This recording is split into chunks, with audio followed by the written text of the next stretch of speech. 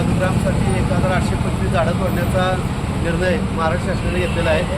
हा निर्णय जो आहे तो चुकीचा आहे। साधुग्रामसाठी पर्यायी जागा निवडण्याचं काम शासनाने केलं पाहिजे। कुणाचं तरी टेंडरसाठी हातमलिदा मिळावा। त्याचबरोबर ही जी झाडं तोडण्याचा जो उद्देश आहे तो उद्देश भविष्यात जी झाडं तोडली त्यानंतर जी रिकामी होणारी जागा आहे ती कुठल्या तरी एखाद्या बिल्डरला द्यायची किंवा एखाद्या अदानीसारख्या उद्योगसमोर द्यायचा हा घाट महाराष्ट्राने घातलेला आहे। त्यामुळे शासनाचा या ठिकाणी निषेध आहे। माननीय हरित न्यायालयाचा आम्ही सन्मान राखतो। त्यांनी 15 जानेवारीपर्यंत मुदत दिलेली आहे। तोपर्यंत झाडं तोडली जाणार नाहीत। मात्र यापुढे जरी झाडं तोडण्याचा प्रयत्न केला तरी समस्त सातारावासी निसर्ग पर्यावरणप्रेमी याचा निषेध म्हणून आज साखळी आंदोलन या ठिकाणी केलेलं आहे। या ठिकाणी सातारा जिल्ह्यात सर्व पर्यावरणवादी कार्यकर्ते एकत्र राहिले आहेत। भविष्यात याविषयी शासनाने योग्य ते निर्णय जर घेतला नाही तर उच्च न्यायालयात त्यांची याचिका सातारकरांच्या वतीने दाखल करण्यात येईल।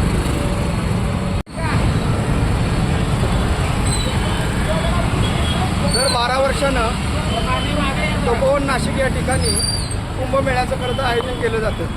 हे आयोजन होत असताना महाराष्ट्रातील सगळी जनता आनंदात उत्साहात असते। पण यावेळेच्या या कुंभमेळ्याला गालबोट लागलेलं आहे। कारण या ठिकाणी प्रभू श्रीराम आणि माँ सीता यांच्या पदस्पर्शानं पावन झालेल्या भूमीमधली अनेक शेकडो वर्षाची झाडं शेकडो झाडं तोडण्याचं काम या सरकारच्या माध्यमातून केलेलं आहे। हे खरं तर निषेधार्ह आहे।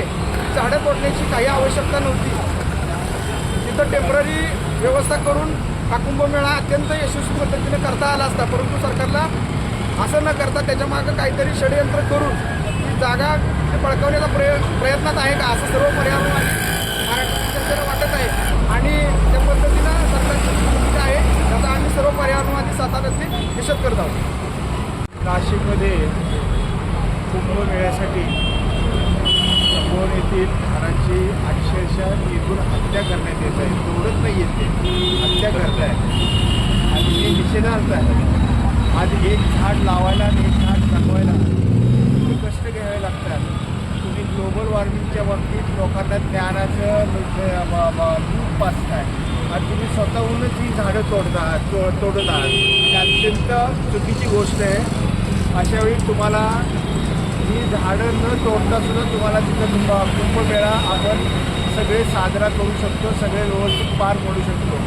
सरकारनं या सर्व संघटनेचा विचार करून तपोवनमधील झाडं जी काही कत्तल करण्यात येणार आहेत ती थांबवावी। आमच्या विनंतीचा त्यांनी मान राखावा। हे काय आमच्यासाठी चाललेलं नाही आहे।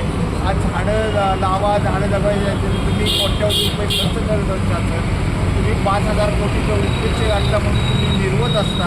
अशा सोबत करताय म्हणजे खूप टक्की भूमिका नको। एक तर झाडं तोडा नाही तर झाडं लावा असा कुठला एक झाडं लावलीच पाहिजे। ते आत्ता आपल्याला काळाची गरज आहे आणि अशावेळी झाडं तोडणे हे निषेधार्थ आहे। त्यामुळं आमचं सरकारला विनंती आहे की तुम्ही तपोवनमध्ये झाडं न तोडता कुंभमेळ्याचं आयोजन करावं, तो साजरा करावा। ओके,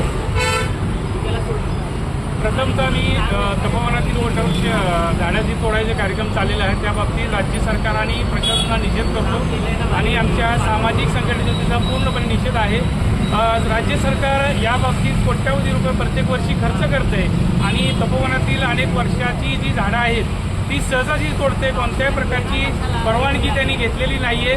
अशा प्रकारे जर सरकारच अशा पद्धतीने जर कामकाज करत असेल तर सर्वसामान्य जनतेवर या बाबतीत कोणता दबाव राहणार आहे?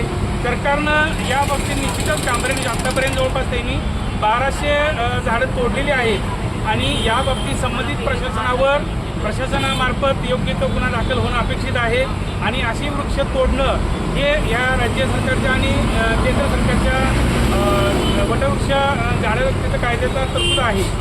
तर मी प्रथमतः या बाबतीत शासनाला पुन्हा आम्ही आमच्या संस्थेच्या वतीने विनंती करू इच्छितो की त्यांनी त्या ठिकाणी जो भी प्लॅन कुंभमेळ्याचा बनवलेला आहे तो प्लॅन त्या झाडांना गृहीत धरून बनवावा व त्यामध्ये कोणत्याही प्रश्न यापुढे वृक्ष करून येऊ नये आणि जर तशी झाली तर पूर्ण राज्यभर वेगळ्या पद्धतीनं आंदोलन छेडावं लागेल आणि झाडं तोडणाराचे आणि ज्या सरकारनं या बाबतीत केलेलं आहे त्यांना निश्चितच या बाबतीत जनता निश्चितच झाडं शिकल्याशिवाय राहणार नाही। जय हिंद, जय महाराष्ट्र।